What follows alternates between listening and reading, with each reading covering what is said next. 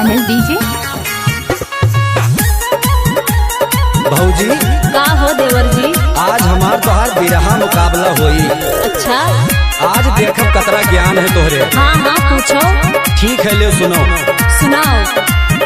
अरे गोरे गोरे दहिया कहाँ पायो भौजी, कहाँ पायो पतली शरीर। अरे कहाँ पायो पतली शरीर। अरे कहाँ पायो पतली शरीर।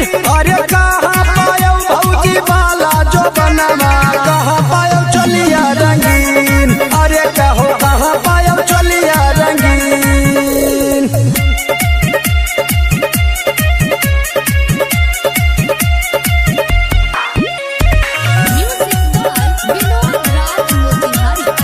देवर जी ले सुनो अपने बिरहा के जवाब। अरे गोरे गोरे दहिया राम दही दीना, लक्ष्मण पतरी शरीर। अरे कहो लक्ष्मण पतरी शरीर। अरे लक्ष्मण पतरी शरीर। अरे नैहर में पायन बाला जो बनवा, ससुरे में चलिया रंगीन। हे देवरू ससुरे में चलिया रंगीन।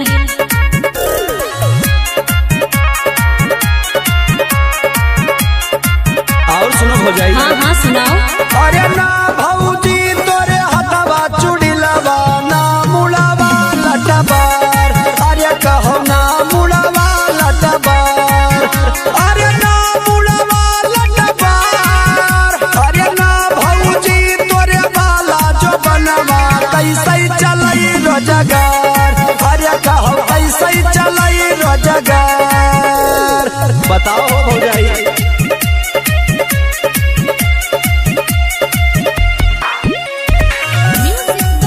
डीजे अनिल वर्मा। ले सुनो। हाँ हाँ सुनाओ। अरे जाबई बजरिया पहिरी बचुड़िया, मुड़वा रखाई लटबार। अरे हाँ मुड़वा रखाई लटबार। अरे मुड़वा रखाई लटबार।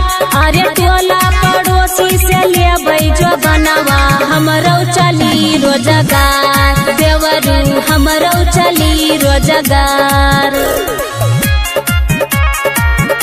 हमसे इतना पूछो है, तनी तुहू जवाब दियो। हाँ हाँ पूछो। अरे कहवा चमकई काला बदरवा, कहवा ढाल तलवार। अरे कहो कहवा ढाल तलवार। अरे कहवा ढाल तलवार। अरे कहवा चमकई स्वामी के पगड़िया, कहवा रे बिंदिया हमार। देवरू कहवा बिंदिया हमार। ओरी पुड़वा, ओरी पुड़वा।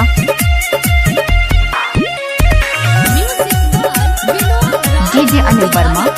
अतरा आसान सवाल ना पूछा करो भौजाई।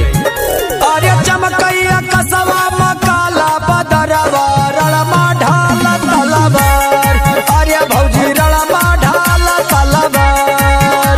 अरे रड़मा ढाल तलवार। अरे सभवा में चमकै तोरे राजा के पगड़िया, मलये माँ बिंदिया तोहार।